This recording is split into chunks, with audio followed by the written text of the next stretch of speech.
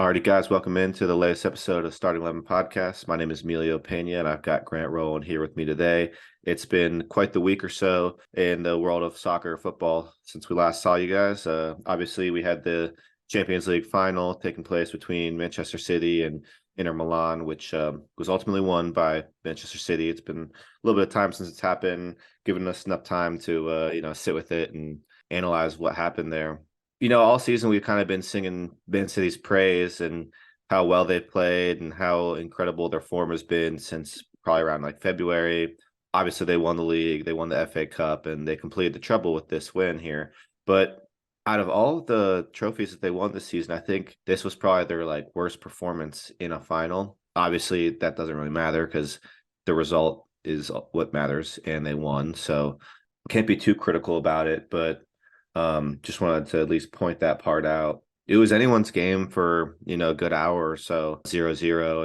And Rodri came with a crazy strike and, put them up 1-0. No one else scored the rest of the game, but, had some pretty cool shots, some unfortunate looks. The guy we hyped up a little bit last week, Romelu Lukaku, he really disappointed. So having said all that, Grant, I wanted to see, what your thoughts were from the game. Yeah, well, personally, I had no rooting interest in either of these teams. So I was rooting for just a fun game. Like I said, if it was anything, like if it was half as good as what the World Cup final was, I would have been happy. But unfortunately, another 1-0 Champions League final. What is that, 4, 5 in a row? I think, yeah, 4 or 5. Yeah, so Last not the time there most. was Liverpool, and I mean that one kind of felt like 1-0 because there was that like penalty within like the first 10 minutes. Yeah, I mean, not the most fun game to watch, I guess, but I did notice they were letting the players play. It was a little physical, a little chippy. Kevin De Bruyne, another Champions League final, went down with an injury. Happened the same year they lost to Chelsea, which is like interesting, kind of to like your best player, biggest stage has gotten hurt both times. Not that that's Kevin De Bruyne's fault, but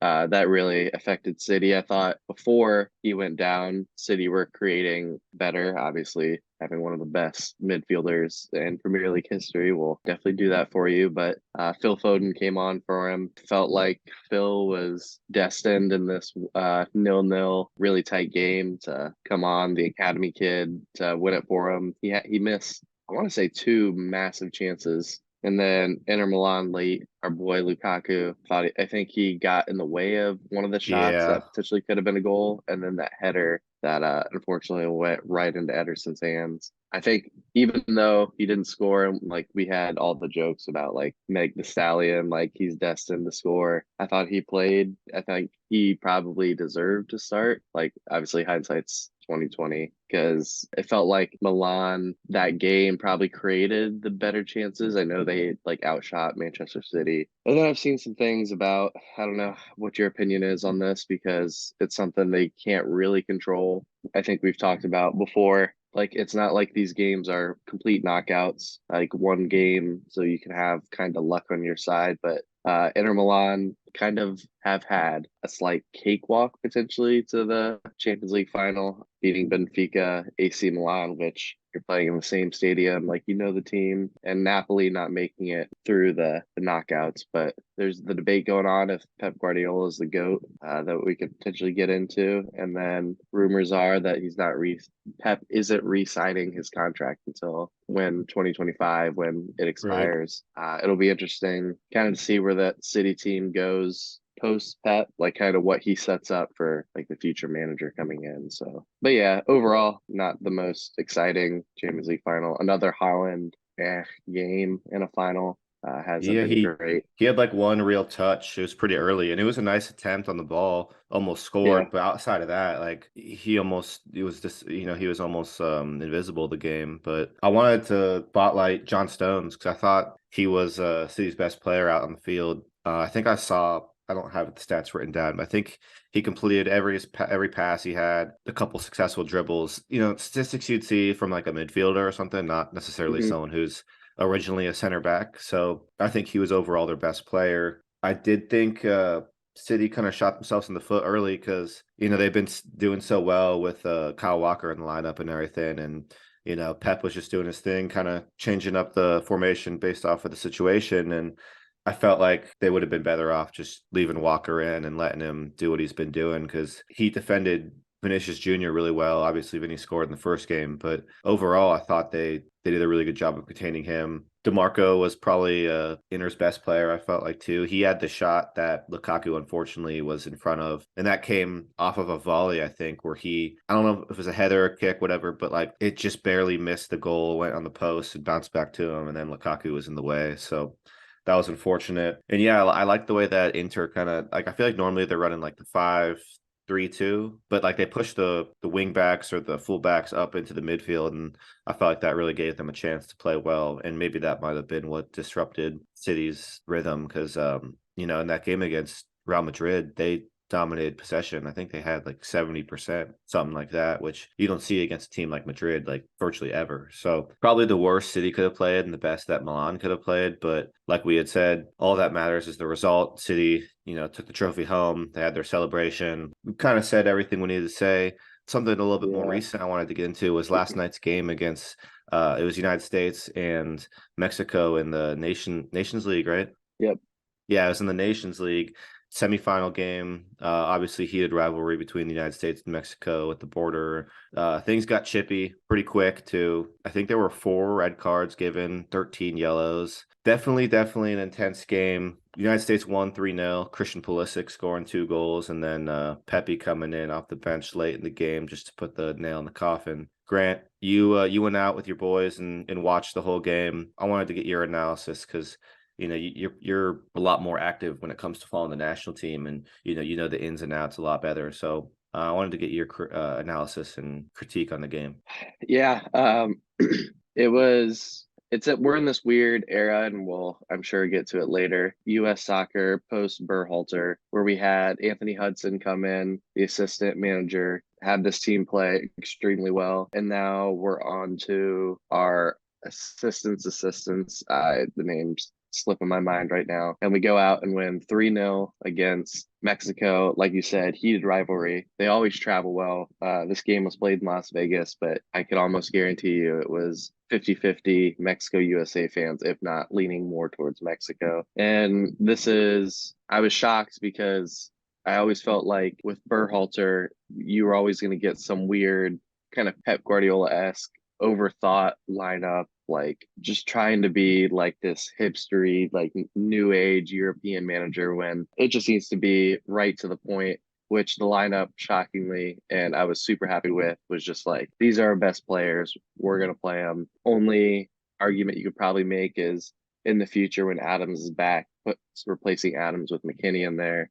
And I mean, that's probably, I think that if any, I can't think of any names slipping my mind, maybe Tim Ream in there from him playing what his recent form has been, like our best lineup. So going into the game was super happy. Obviously, we got the debut of Flo Balogun, which was really exciting.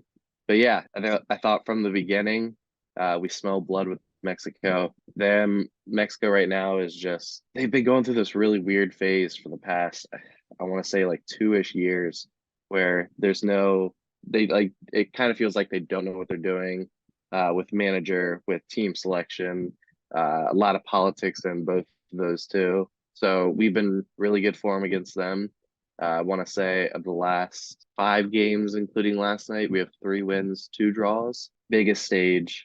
And yeah, I think we smelt the blood. It was like pedal to the metal the entire game, which we haven't really seen from the US team. It's we go up a goal or two and kind of relax, but there's different kind of energy. And I don't know, late in the game, Flo Balogun, I'll get to him in a second, takes just a nasty kick to the back of the leg. Just no attempts, even on ball. It was, I think, like a frustration kick. Mm-hmm. McKinney comes over, grabs the Mexican player kind of by the neck, and like 2-hand throws him to the ground, ripping his shirt. And he comes off. That's obviously 2 of the red cards right there. With the rip shirt, kissing the badge, just the energy. Christian Pulisic, this kind of quiet guy. It seems like every time we play Mexico, there's just a spark, and we need that. Like I think we saw in like the World Cup against like the Wales, where they don't really have any like shit stirs on the team. Like I feel like we play better when we just get amped up, and that was all night. I know Flo, I think in the press conference, was talking about. He was like, "Yeah, the guys told me it was going to be a very intense game, but he's like, I think they underestimated that Yeah. like a ton." It was definitely a fun game to watch. I kind of want to go back and look, but I think, well, I'll get to Flo real quick first. He wasn't really on ball. Didn't have any like too special of moments. But if you go back and look at some of the crosses coming into the box, or when Christian's out wide on the wing, kind of watch his movement around in space, what he does out of space.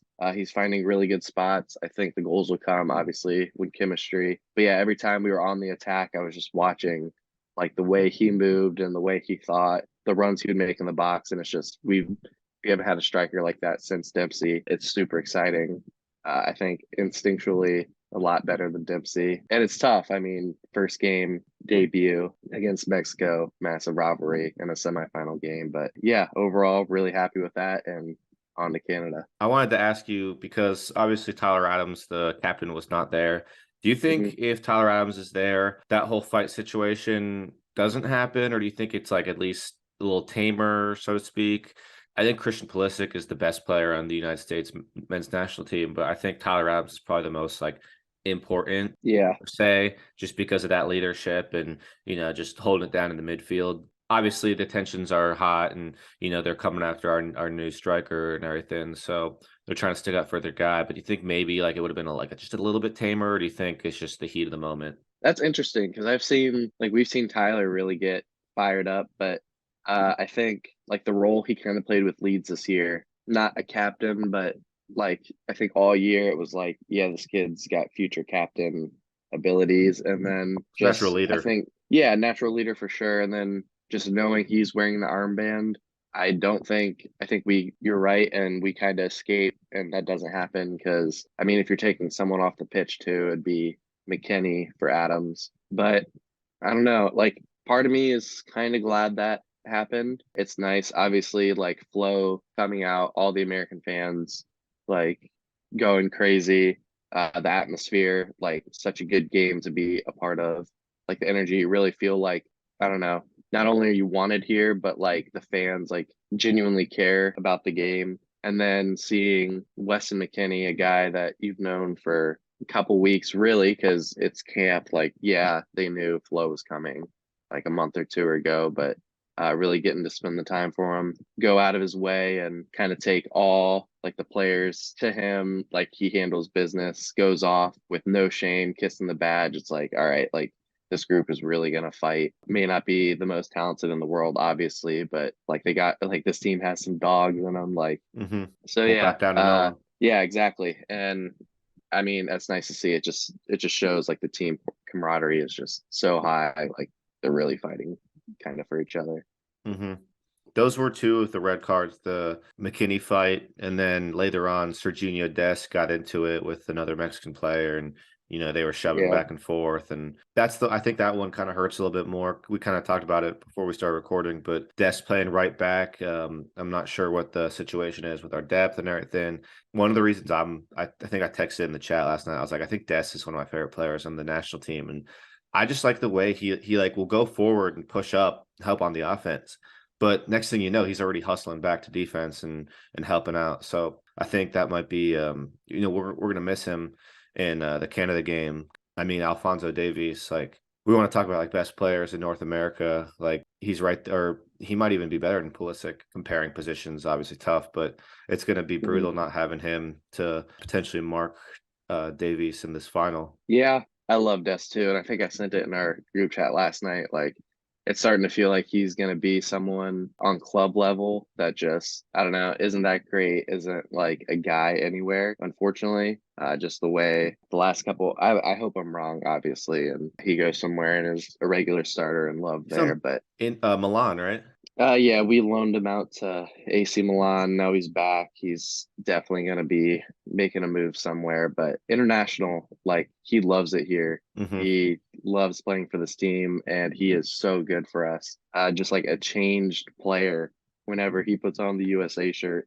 I mean, Pepe's goal, he was the one that made that run, like dribbled, split through kind of two defenders, and then took that pass right into Pepe, splitting that back line, Pepe taking around the keeper and scoring. Yeah, Serginho's going to be harder to replace than Weston is, just because we have like a Luca De La Torre coming off the bench, which is a quality Celta Vigo guy. But Joe Scally is probably going to be the replacement for Serginho Dest. He's a Borussia Mönchengladbach player, young, can play on both sides, which is nice to have like a versatile player like that. I've heard mixed things about it. Like, yeah, being versatile on either side is nice, but being like locked down, like knowing one side is probably a little preferred. But I think he'll fill in well. Davies, we were talking about it before. Canada lines up just about everywhere, so we might luck out and see him somewhere in the midfield. And against Panama, honestly, he came off the bench, so yeah, maybe we won't see a lot of Davies because he is one of those injury kind of prone players. And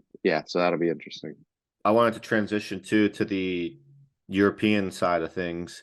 We had the Netherlands and Croatia playing in the semifinal, and then Spain and Italy playing in theirs. Spain and Croatia, respectively, winning their games. So finals, Croatia and Spain playing. I think that's Sunday. Didn't get to watch too much of the Spain Italy game, but I did watch some of the Croatia game against Netherlands, and that one was really entertaining. 4-2, kind of went Croatia's way in extra time. They just, piled on the 2 goals. Luka Modric just, carrying the team, turning back the clock to 2018, it seems like. So could be cool to see Croatia lift some international hardware.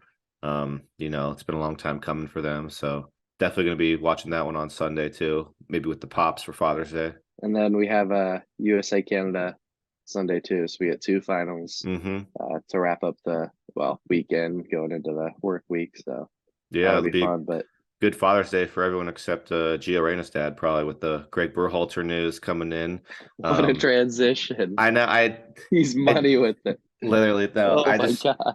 I mean, we glossed over it, so I figure we got to loop back to that because Yeah. that was making the airwaves last night all over the game and social media and everything, and we kind of touched on it a little bit. It does seem like Gregg Berhalter is going to be coming back and being the coach.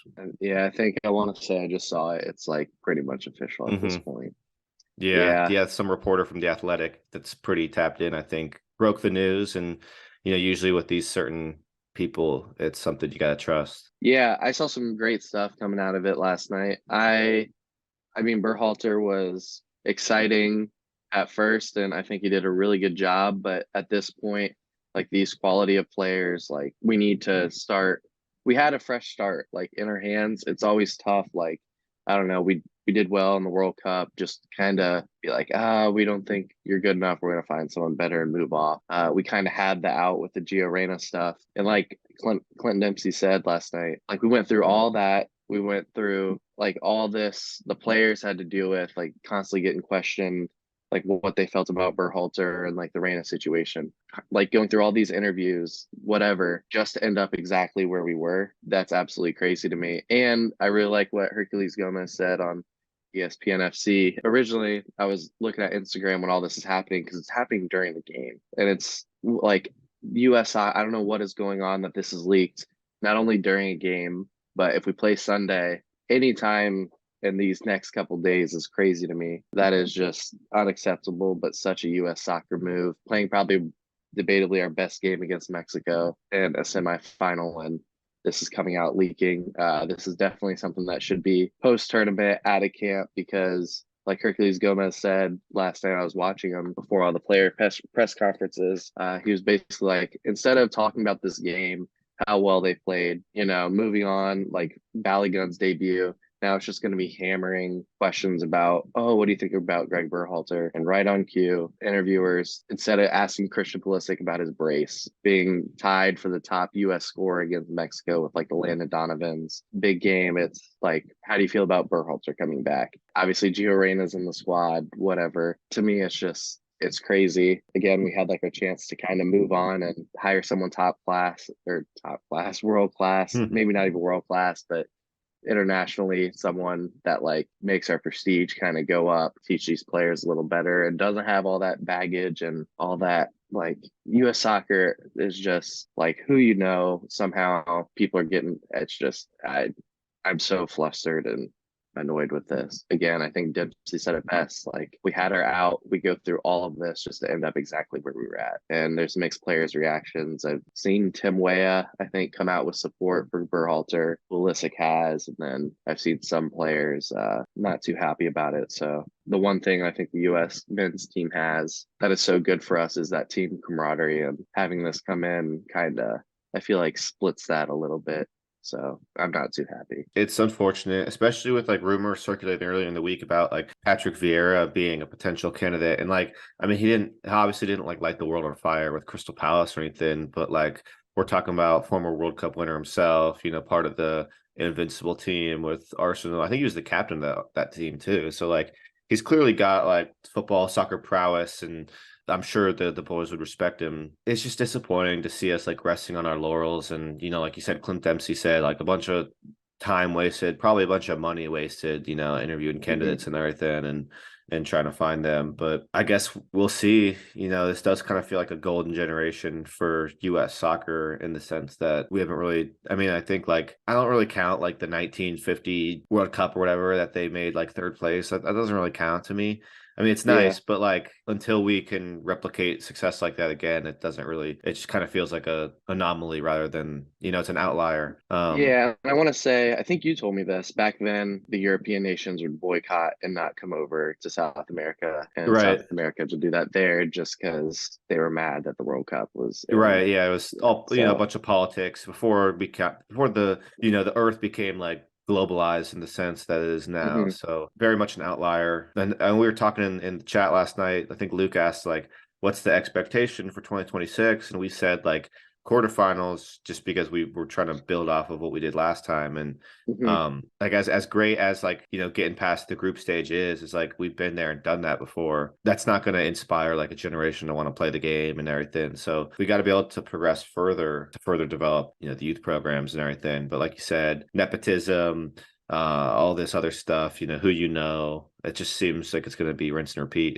if this is, the reality of the coaching situation. Yeah, absolutely. And those expectations for, I think you asked last night, like, what are the chances like Gregg's there for the World Cup? And we were talking about how like turnover in international football is not as high because you're just not with the players as much. Like, you don't have a ton of games together and you try to keep that familiarity. So, unless something in Copa America goes horribly wrong, he should be there. I don't know. I heard Ted Lasso's available now.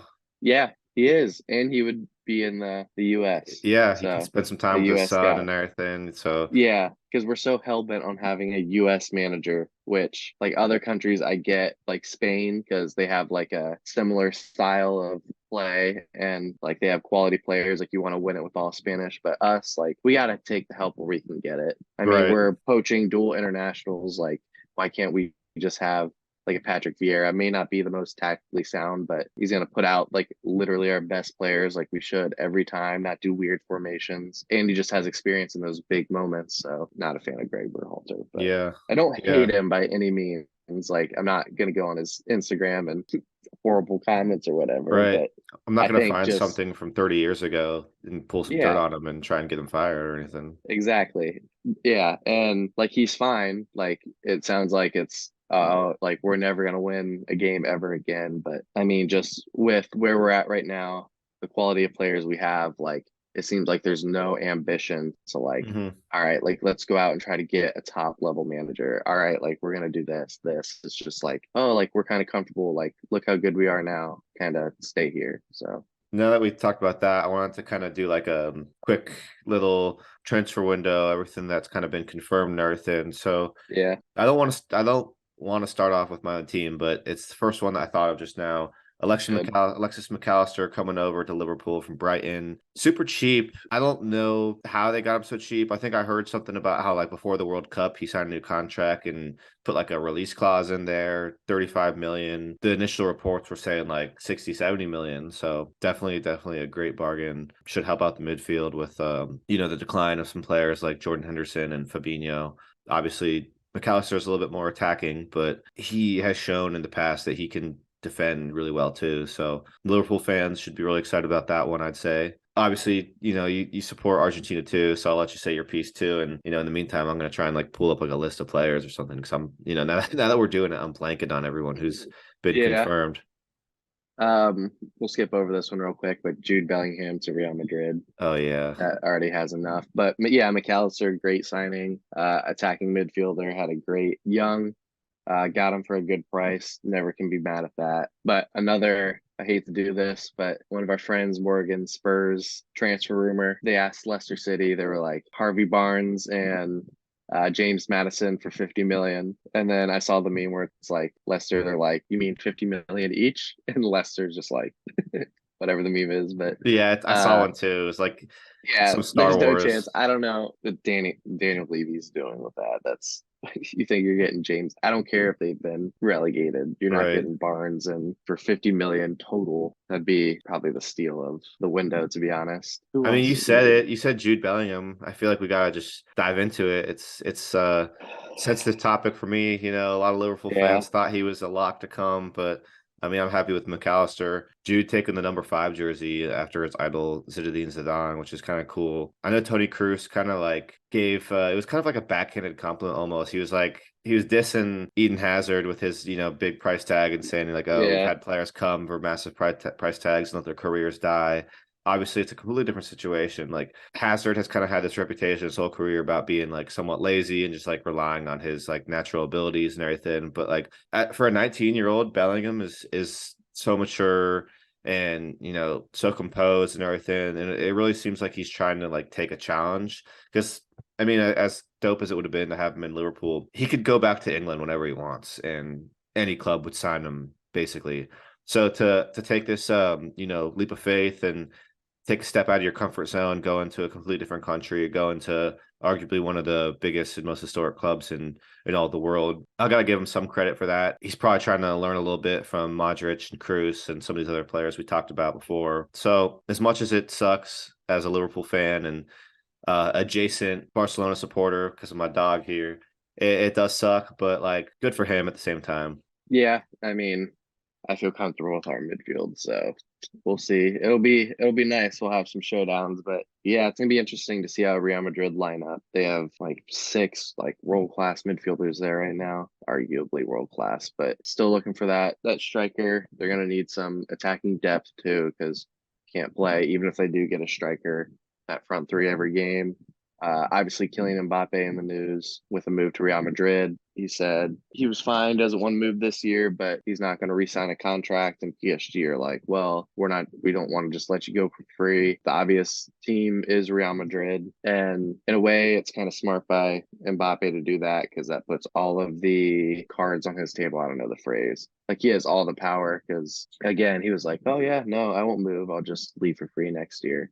PSG Right. are like, no, like, hold up, what? So it'll be interesting. We've talked about it. He wants to play on the left wing. Rodrigo is naturally a left winger. Obviously, you have Vinicius there. You're gonna have a squad of left wingers. It's just gonna be interesting to see how Real Madrid kind of navigate this. And they just have some holes to fill defensively that I feel like are being looked over. So while they might score 3 or 4 goals a game, they're also gonna concede. Like I don't know who their right back is gonna be if they're still gonna stick with a Carvajal. Left back Camavinga was playing there for him. He's adamant he does not want to play there. We'll see. I feel like the one that very coincidentally I haven't talked about yet, just because of timing and the news dropped and when we recorded and everything was Messi. Messi's coming to the United States, coming to play for Inter Miami. Just massive, massive news. It's getting reported. I mean, I think we covered it at the local news here in Columbus. So it just really goes to show the pool he has. Obviously, it's not going to be the same as like Beckham in the sense that like I feel like Beckham was kind of like a ambassador almost, trying to like promote the game and everything. And same with like Ibrahimovic, like he was going on like the Jimmy Kimmels of the world and everything. And like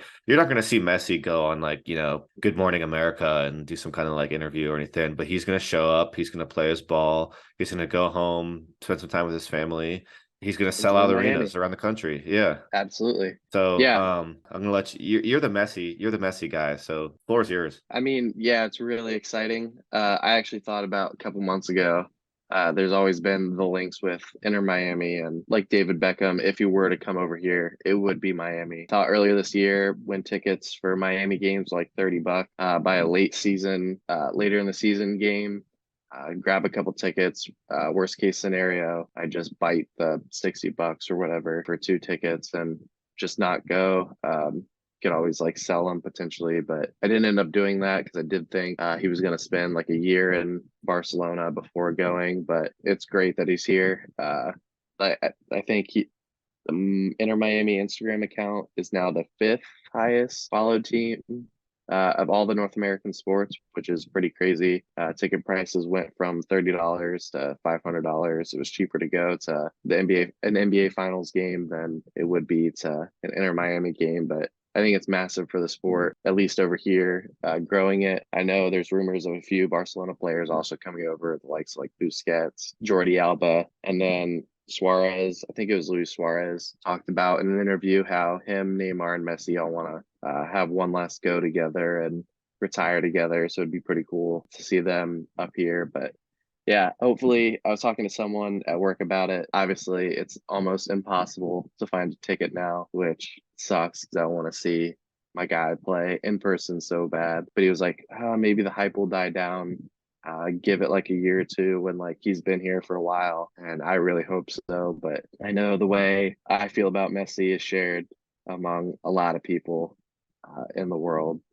He's the greatest player of all time. Like even if you're not a big soccer fan, like you might still want to go just to like kind of witness, say you've seen him play. But yeah, I don't think it's gonna slow down anytime soon, and I gotta open up the bank account a little bit to go see my boy, but it's gonna be worth it. Yeah, might have to pick up a few extra shifts down at work and just put Yeah, that to the side and save it for the, Inter Milan rainy day fun. But yeah, I said Inter Milan, I meant Inter Miami. The reason I said that though is because like I feel like we were sending memes about it. Like someone put in like the Inter Miami like subreddit or MLS subreddit, and it's like, okay, I'm a fan now. Why is there two conferences? Is there a AC Miami? And they were just like making yeah. jokes like that, and it was cracking me up. It's funny because I joined the Inter Miami subreddit 8-ish months ago, maybe a year ago, just because like I wanted to kind of follow, like see how the team was like progressing, like what's all going down there for the inevitable Messi, what's that arrival? I was like, what's the opposite of departure? Arrival in Miami. Didn't think it was gonna come this early, and just seeing like every time I open up Reddit, just like I mean, it's absolute chaos. It's in shambles. There's a bunch of obviously new fans, which is good. I mean, for a team that's bottom of the Eastern Conference, one of the worst teams in the MLS, like not only are they going to have like the best player in the world, they're going to get better. But again, just like seeing the MLS brand grow so much. And yeah, I mean, it gets slack for being like this, like retirement league, but I think that's a really good way to grow. Yeah, just attracting like if Messi can be coached by these MLS coaches and be successful and be known here, like why can't like young kids from potentially like Europe come on loan here, learn a little bit, get some game time, and then go back to their clubs? And I don't know. I just see it as like another massive opportunity and a massive win for American soccer having him over here. You said like retirement league, but it's not like Messi's like, in the twilight of his career or anything. Like he just won the World Cup like 6, 7 months Yeah, ago. So, we're still getting this world-class player. Probably will win the Ballon d'Or this year. I don't know how the voting is going to work as far as like, oh, we don't want to give it to a guy playing in America. Like, I don't know if they're going to do one yeah. of those, like, European like purists or anything like that. But I mean, I think he deserves it. So it'll definitely do numbers for us, and it's going to be great for the city. I think they're thinking about building like a new stadium too, similar to like how we did in Columbus, because the one they play in Mhm. right now is like really unimpressive. So I'm sure they're gonna ramp up the infrastructure and everything once he gets there. I don't know when exactly he's going to get here. I don't think a deal has like officially been signed or anything yet, but seems like everything's, handshake agreement and everything. Just need pen to paper, really. That's about it. Yeah, and I have seen rumors, and I do think they're kind of legitimate. A reason why they're like kind of stalling signing this contract. Again, I also don't know when technically, because the MLS transfer window isn't really aligned with like Europe's, and obviously Oh, coming from PSG as a they trying to like free loan him agent. out to Barcelona. Yeah, I have seen rumors of that, which I definitely could see. just like do a year-long loan and then head back to Miami. Just because with that loan, one of the reasons why like Gundogan isn't like fully ready to commit to like a Barcelona. Obviously, I don't know what he's thinking, but if you did want to come to Barcelona, Messi kind of went through this. There's no guarantee we could technically register him yet as a player, Hmm. which means a loan would be really safe if he did want to spend like another year because if that doesn't end up happening, he just comes right back to Miami and we'll be able to play. So we'll see. I'm really interested to see what happens. I'm fine either way. I'm just glad he's not in Saudi Arabia, not to like trash on the league, but just purely because it's obviously more accessible for me to watch him when he's in Barcelona because ESPN Plus has the La Liga games, or here because Apple TV, and it's just the United States. So Yeah, I remember when Ronaldo went over to Saudi, everyone's like, "Oh, I'm gonna be watching these Saudi games now." And it's like, dog, how the hell are you gonna watch it? Like, what channel is it yeah, on? I don't even know. Like, I haven't seen a single thing on like how I even exactly like would go about watching a Saudi league game. You just have to So like scour Twitter and Reddit for these like links that are super sketchy, and open up 10 pop-up ads and everything, and then yeah, it's like reverse too, so like you don't even know what's going on. exactly. Yeah, but they're throwing money at everybody. You see, Conte has like a Yeah, massive contract like on the table. I want to say Murata had I think I saw that declined too. one, but Same with yeah, Lukaku.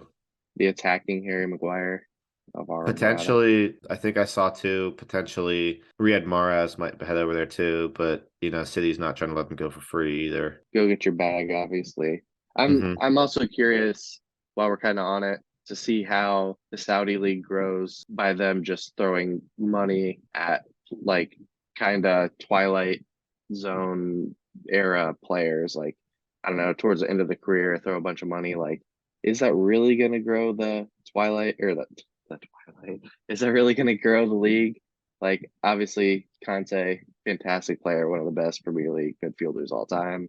Like, is him going over there really gonna make me want to watch? Like, if Ronaldo couldn't really do it, like, is Riyad Mahrez gonna do it? Are all of them collectively gonna make me want to watch the Saudi League? Probably not.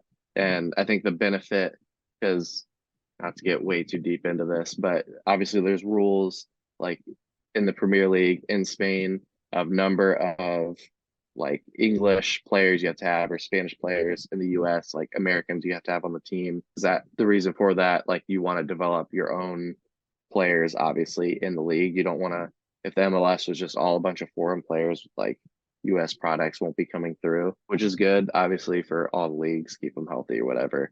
But is Saudi really investing like in themselves in their national team to try to, and not even just like for the national team purposes, just for soccer as a whole over there. So yeah, I'm always curious. It'll be fun kind of to watch the different methods of growing these new leagues like the MLS, Saudi Arabia, see which ones are working, which ones could be improved. Yeah, I mean, I know Saudi Arabia as a whole is trying to just like improve their like national image and everything. So Hmm. I think that might be like the main reason they're trying to do this is just trying to like even if it's like a few eyeballs from Europe, which much closer than North America is, Yeah, helps out their reputation and everything. So it might be like a political motivated thing, not educated enough to like know exactly, but I kind of yeah, agree with you where I don't know how much is going to benefit the sport, so to speak. Ronaldo obviously talks about how he's like this will be on par with top five leagues in Europe eventually, but until they can like develop their own players on that level, it's going to be hard to see. yeah. And it's hard to beat. Like we see it all the time, like players moving to like the Manchester Uniteds, even when they're having like a bad slump of years. Like it's really hard, especially in soccer, to beat like history. Like everyone wants to play at like the Manchester United. It's hard to say no to them just because like historically. And that's what I love about the game. Like I feel like over here, like it'd be tough to say no to the Saudi Arabian leagues, but in soccer, it's like pure like passion and love for the game. Like you want to be known with like, I don't know, the Messis, like Busquets, the Cruyffs at Barcelona when you go there. So I don't know. I always think it's like the one thing these clubs have like that's really like never gonna leave like the South Americas and Europe is just like that rich history of like Hmm. football. So Yeah, it's really ingrained in the culture. Like, mhm. these kids they start walking and they start kicking the soccer ball. Yeah, exactly. I think that does it for me. I don't know if you had anything else you wanted to. touch on? No, just 8:30 Sunday. Watch the boys lift another Yeah, trophy. USA, Canada. just first of many international trophies for us. Yeah, Hopefully, knock maybe on wood. Bellingham gets his goal, but we'll Yeah, see. we'll see. But we'll catch you guys next week for another episode of Start 11. Thanks for tuning in.